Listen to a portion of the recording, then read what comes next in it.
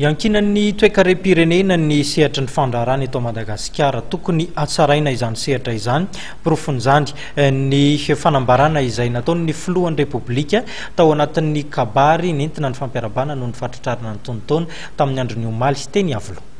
Zava-dehibe ny sy ny fanatsarana ny tontolon'ny fandraharana eto amintsika ho ny mpandraharaha.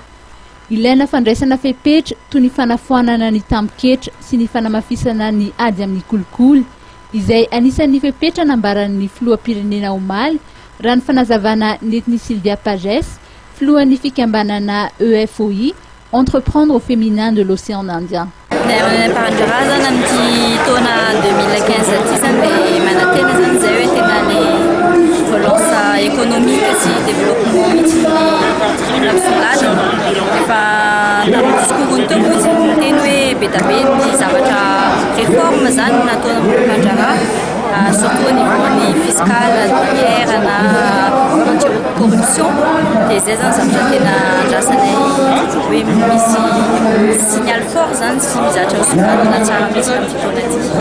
Malohana ny hevitra famporisiana ny orinasa madinika sy salatsalany hiditra amin'ny sehatra ara-dalàna ny filohan'ny fiondrona be ny mpandraharaha malagasy na ny GEM.